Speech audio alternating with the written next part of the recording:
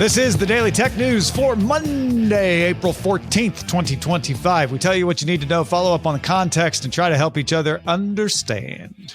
Today, Matteo Doni tells us about encabulators and more from your emails. I'm Tom Merritt. And I'm Robb Dunewood.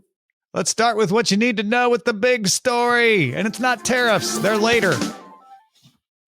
The U.S. Federal Trade Commission's antitrust case against Meta began its arguments in court on Monday in Washington, D.C. in front of District Court Chief Judge James Boasberg. The FTC argues that Meta purchased Instagram and WhatsApp to eliminate competition and to assure a monopoly position in the social messaging space. The agency intends to show evidence of a decline in quality of Meta's apps as a result. They're going to point to increased ads, weakened privacy. The agency is also going to rely on some emails that they got during discovery. There is one from CEO Mark Zuckerberg in particular that indicates that the intention in buying WhatsApp and Instagram was to reduce competition. That 2012 email in particular from Zuckerberg discusses the Instagram deal as a way to, quote, neutralize a competitor. So the FTC is going to say they bought these specifically to eliminate competition. These apps aren't as good as they could have been on their own. And Meta's apps altogether aren't as good because they don't feel competition anymore. Meta is going to argue the opposite, of course. They are going to say that despite any alleged intentions, whether they wrote in an email that they wanted to eliminate competition or not, the company has faced significant competition from TikTok, YouTube, Snapchat, Apple Messages, X, the list goes on. Meta will also lean on the fact that the FTC did not challenge the deal for Instagram in 2012 or the deal for WhatsApp in 2014. So Meta is going to say, look, y'all didn't have a problem with this when we first did it. Of course, that was under a different presidential administration. And we've faced plenty of competition. So even if we wanted to eliminate a competition, we didn't do it. A lot of the experts think that that's a pretty strong argument. This case has now spanned 3 presidential terms. So lest you think that this is one particular president's ball of wax, it seems to have spanned across multiple administrations. Of course, President Trump being the administration that started it and the administration that's currently prosecuting it. The FTC began its antitrust investigation into Meta in 2019, filed its lawsuit in December 2020, so after the 2020 election, but before the inauguration. The complaint was dismissed in June 2024 for insufficient evidence, but the judge gave instructions on how to meet the threshold in refiling, and it was refiled under President Biden's administration.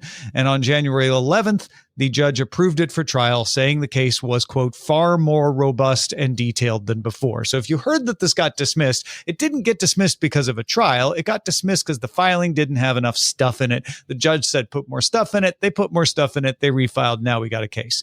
The trial is expected to last 8 weeks. We're going to see Zuckerberg take the stand. We're going to see former COO Sandberg take the stand. Meta has been lobbying the government to drop the case so far, unsuccessfully. Semaphore reports that FTC Chair Andrew Ferguson and the Department of Justice antitrust enforcement attorney have both met with the president to encourage him to let this case continue. And it is, for now, continuing. Rob, what do you think of this idea that Meta should be punished for acquiring WhatsApp and Instagram because they wanted to eliminate competition? I think 2 things could probably be true here.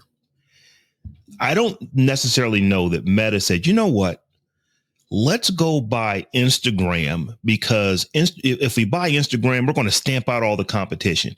I think they said, oh, Instagram looks cool.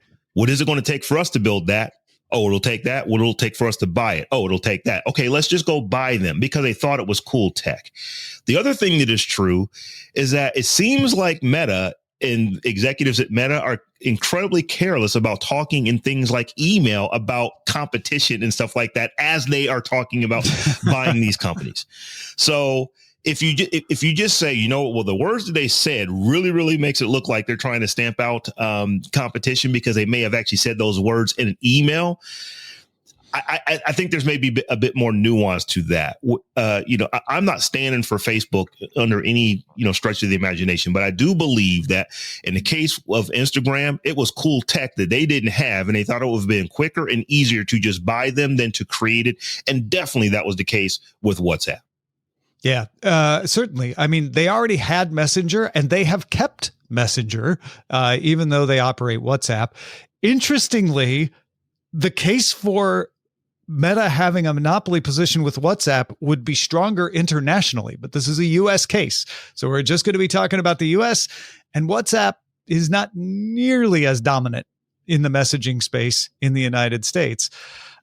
This is going to turn on whether you can convince the judge that Meta not only has a dominant position, but is abusing that position. And I think that's going to be a tough case to argue. I think you're going to be able to point to TikTok. You're going to be able to point to Snap, which actually Meta tried to buy at one point and Snap turned them down, but that kind of doesn't matter now.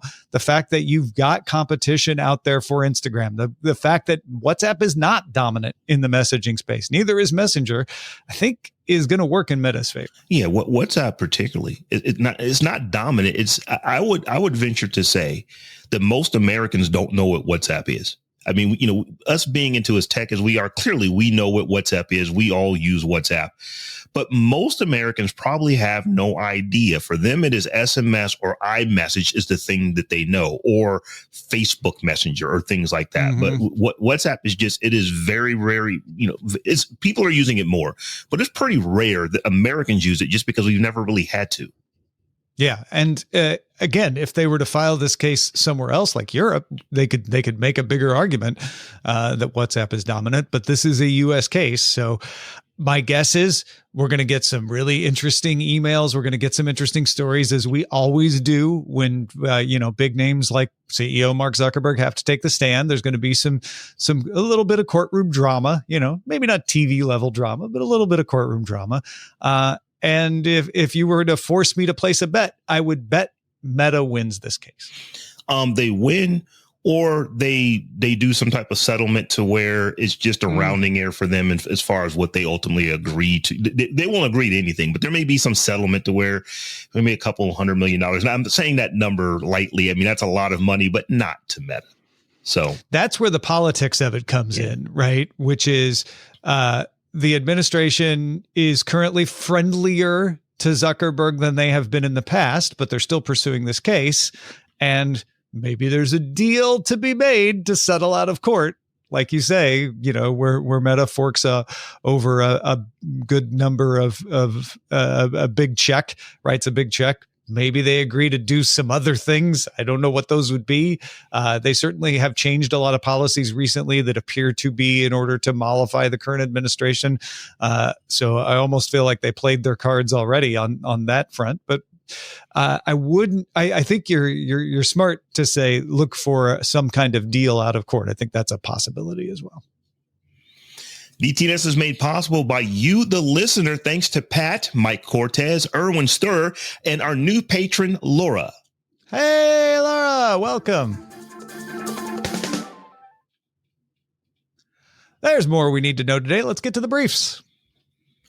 Samsung released a new phone and tablet with replaceable batteries. The rugged Galaxy X Cover 7 Pro and the Galaxy Tab Active 5 Pro both have removable backplates. These are meant for enterprise customers who need protection in the field. Feature-wise, the X Cover 7 Pro has Object Eraser, Circle to Search, and a Snapdragon 7 Gen 3 chip, but it also has a brighter screen, a bigger battery, pogo pins for charging, IP68 water and dust resistance, and military standard 810H certification for drops. That means it has the highest dust protection and can be submerged beyond 1 meter in depth. It can also work in extreme environments. The tablet has the same features as well as the ability to operate while plugged in without a battery and the ability to hot swap batteries. The X Cover 7 Pro phone goes up for order on May 8th and the tablet comes in early June. Pricing has yet to be announced. Samsung has also paused the worldwide rollout of One UI 7 after reports in South Korea that the update caused some Galaxy S24 users to be unable to unlock their phones. Well, that's not good. Thankfully, the reports seem to be localized, but they paused the whole thing anyway. And get back to that, replaceable batteries. That is a thing that there are a good number. They may be a small percentage of the overall market, but a good number of people who really want. I see a lot of people trying to convince their company to buy them one of these, whether they need the rugged phone or not, just to get that replaceable battery. I'm sure there will be ways to get them as an individual or as well, but I'm going to guess they'll be pretty pricey. Probably not terribly inexpensive on these devices because they know the companies are going to be paying for them. But the removable battery, if you are out in the field doing stuff, just to be able to replace your battery without having to go and charge so that you don't have to come in or be without your device, that is a good thing. Friday, the U.S. updated its guidelines to make clear that semiconductors, and therefore many consumer electronics, smartphones, laptops, etc., are exempt from newly installed reciprocal tariffs. As with everything with this tariff thing, it's fast moving and it's confusing. So let's try to break it down as simply as possible. Semiconductors are not subject to the 125% tariff on China or the remaining 10% blanket reciprocal tariffs on all nations. Those are the ones most recently announced. However, semiconductors already were and still are subject to a 20% tariff that was implemented separately from the reciprocal tariffs earlier in the year. So it's not like semiconductors don't have tariffs. They just don't have the most recent round of tariffs. Plus, Commerce Secretary Howard Lutnick told ABC's This Week on Sunday that an investigation into the electronics supply chain is underway, and semiconductors eventually will fall under their own tariffs. So not part of the reciprocal tariffs, but part of a effort to reshore production of semiconductors into the United States. They expect that investigation to be complete in a few months. Lutnick said they're going to have a special focus type of tariff to make sure those projects get reshored. Lumber and pharmaceuticals are in a similar exempt status, but I think semiconductors are getting more of the attention.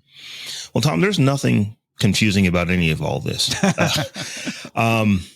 There's a lot of math that has to be done. I am hopeful that we are at least thinking more deeply about how these tariffs are going to affect manufacturing, whether it be here or abroad, and how we get stuff from here to there, from there to here.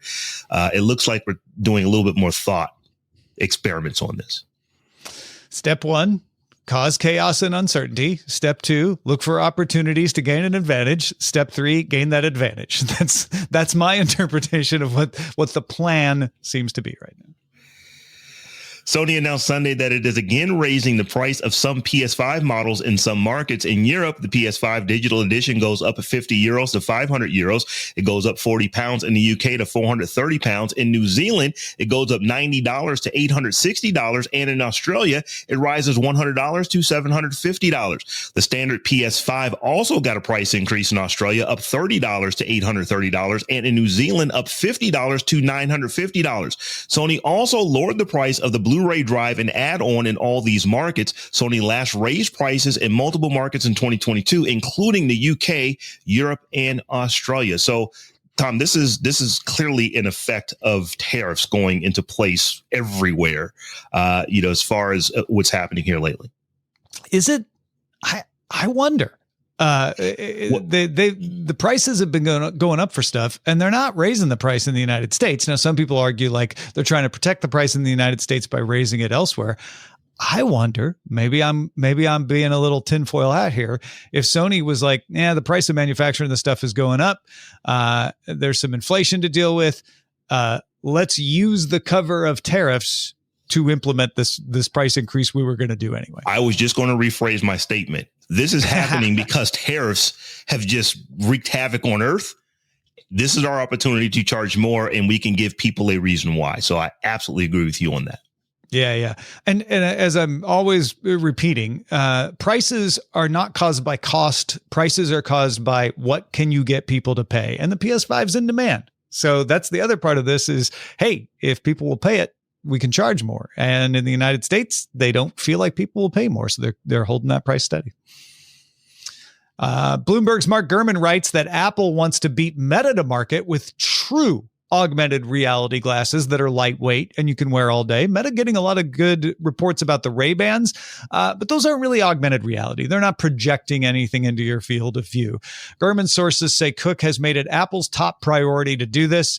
A first step toward that may be a lighter version of the Apple Vision Pro that connects to the Mac and works as an external display.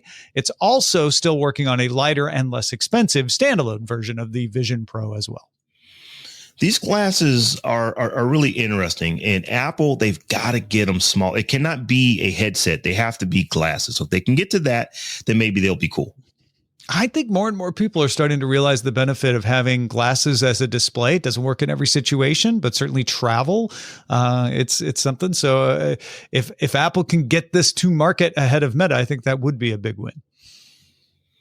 NVIDIA said Monday it has commissioned more than 1 million square feet of manufacturing space in Arizona and Texas to build test chips. Also, production of Blackwell chips has begun at the TSMC fab in Phoenix. NVIDIA also says it's building manufacturing plants with Foxconn in Texas and Wistron in Dallas. NVIDIA is partnering with Amkor and SPIL for packaging and testing in Arizona. NVIDIA says that in 4 years, it expects to be producing $500 billion worth of infrastructure in the U.S. The announcements come after NVIDIA received an exemption last week to continue to export its H20 chips to China. Well, that's a coincidence, isn't it? $500 billion. I mean, these numbers that these companies are putting up, $500 billion? That's why I tend not to. I always want to put percentages, not dollar amounts, because like once you get past, I don't know, $1,000, our minds don't really understand what that is. $500 billion. What is that even? That's like a shipping container full of dollar bills. Yeah. I mean, that's a lot of money. Here's a cool story about Google and dolphins. Google is working with the Wild Dolphin Project, which has been underway since the mid-'80s, to decode dolphin speech. Dolphin Gemma is an open version of Google's Gemini models. It was trained on decades of WDP's recordings of Atlantic spotted dolphin sounds, can use tokens to predict likely next dolphin sounds, just the way large language models predict likely next words in human speech. WDP has been using modified Pixel 6 phones in the field to create vocalizations and listen to replies while they're collecting data. And starting this summer, the devices will be upgraded to be based on the Pixel 9. Dolphin Gemma is going to be open sourced for all researchers to access starting later this summer as well. This is a really cool use of AI. AI gets a bad rap for a lot of reasons, some of them deserved, but this is one that just sounds cool. You can't go wrong with dolphins, can you?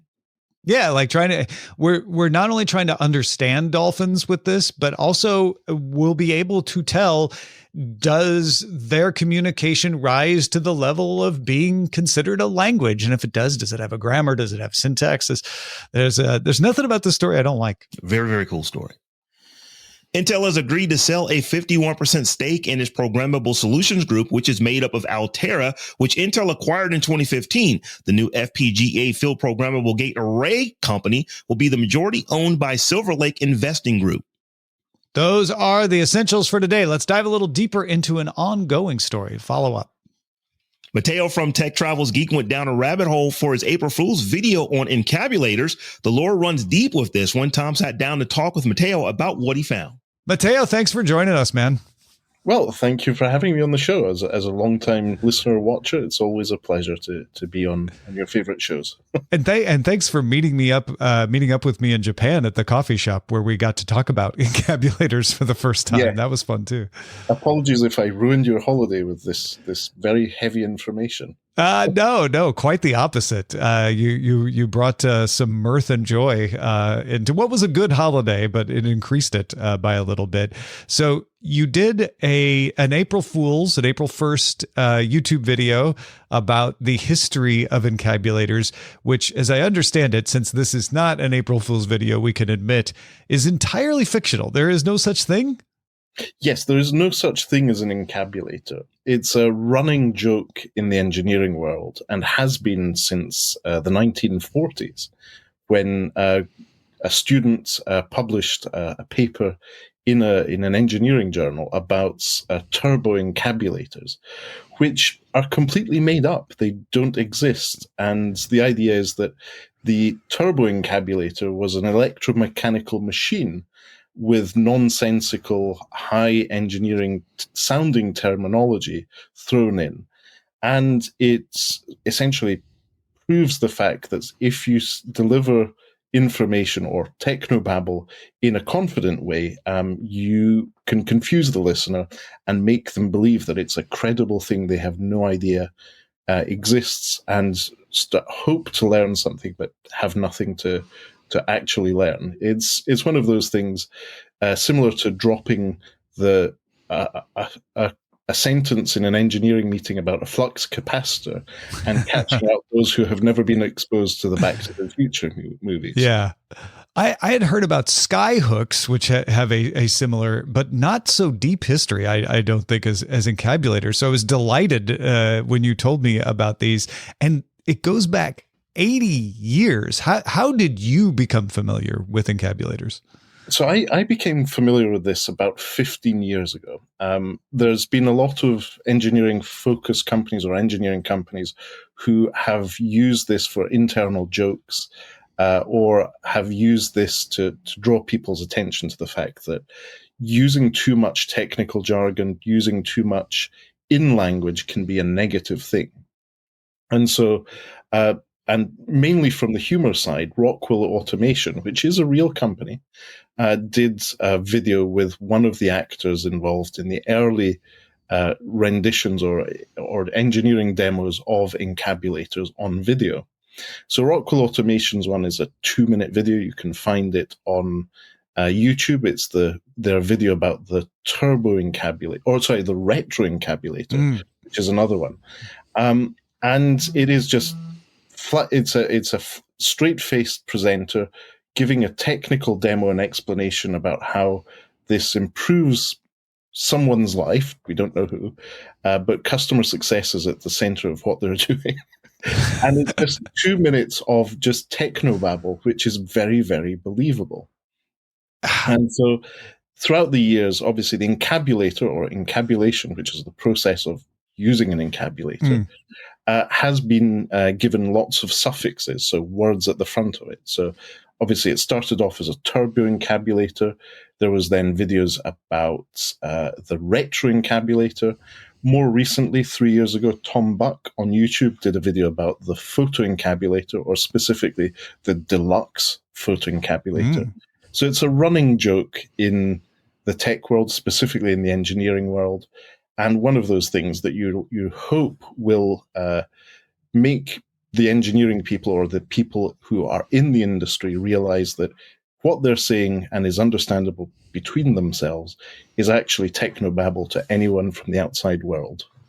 Do we know how that first one got published at all? Like, how did it slip past the people who were supposed to stop that sort of thing from getting published? We don't know. Either everyone at the publication was part of the in-joke and let it through, or it just got through for some reason. It was 1944. I'm sure many people had other preoccupations in the UK at that time.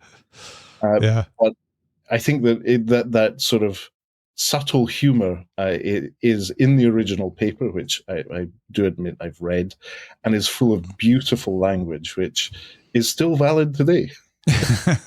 So if you had to speculate, which you do in this case, how do you think it is that it stuck around for so long, right? So it's not just that there was a paper in the 1940s and people still talk about it. It's that people continued to develop the idea and publish new things. Rockwell doing a video, YouTube videos. What makes it persist, do you think?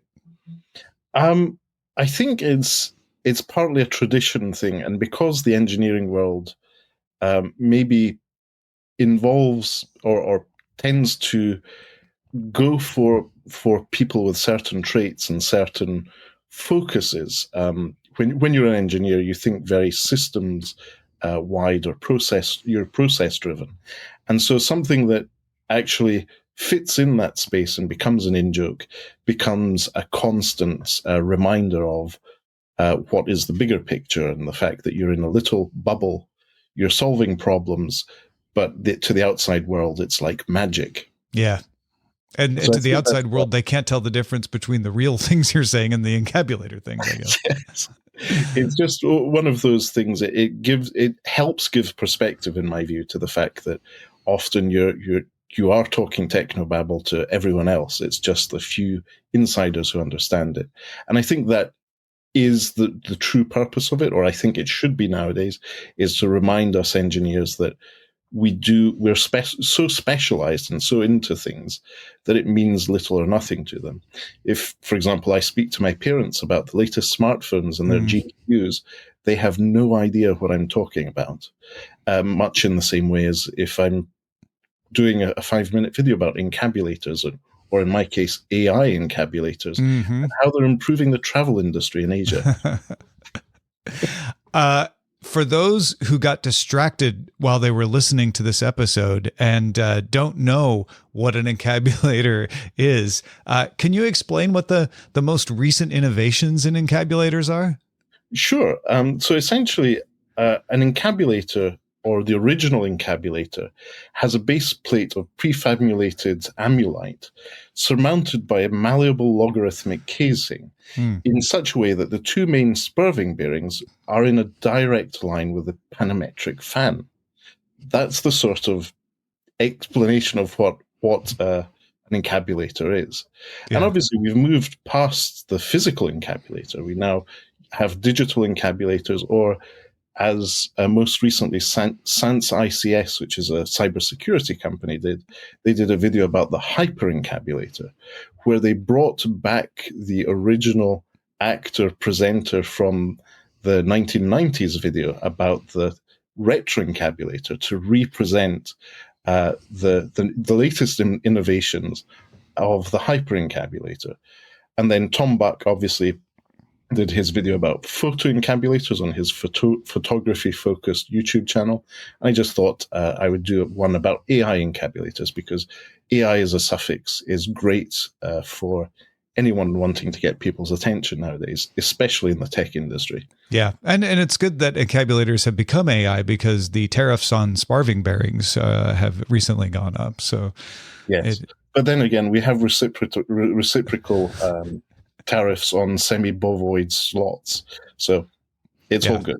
No, it's a fair point. Balance out. Before we let you go, I have to recommend everyone to go watch the AI encabulator video. If they want to find it, where should they go? So youtube.com/techtravelgeeks, all one word. So Tech Travel Geeks is my YouTube channel. It's my passion project where I cover consumer electronics, gadgets, accessories, even fashion, anything I think makes the travel experience better. Because I love traveling and I love tech, and often tech is great, much the same way as you used ChatGPT whilst in Japan. Using a smartphone, using a power bank really does take away a lot of the friction people have whilst traveling, especially to places where there are different languages and different cultures. Yeah, fantastic. Matteo, thanks so much for talking with me today. I appreciate it, man. Great. Thanks for having me. Share your knowledge of encabulators with others in our Discord. We have a great Discord going on. You can join it by linking a Patreon account at patreon.com/DTNS. We end every episode of DTNS with some shared wisdom. Today, Marty is helping us understand. Yeah, Marty says, hey, crew, you mentioned the 50th anniversary Microsoft story, and then a few days later brought up Cursor, which is cool to hear. So I wanted to highlight those stories as somewhat related. I feel like this entire story needs DTNS level research, as I would be curious to hear what your thoughts on the situation are. When Microsoft launched their agent mode as part of the 50th event, what they didn't announce is they also started blocking their extensions, like the C++ extension, from being used in VS Code forks like Cursor and also Windsurf. Microsoft has always open sourced the IDE VS Code under an MIT license, but not the extension marketplace. What is tricky is that to use the IDE for a lot of functionality, you need to use their extensions. Cursor has gotten around this for a while by allowing you to import extensions from VS Code and creating their own, what appears to be fork of the extension marketplace. But even their marketplace is being blocked now. Microsoft has also removed the ability to download the extension installers from their website as well, further preventing you from using any extension in VS Code forks. Because of this, I canceled my Cursor subscription and reluctantly moved back to VS Code because there are extensions I can no longer use, or the ones I do are 3+ months out of date, as that's the last version that Cursor can import. So things have already started to have compatibility issues.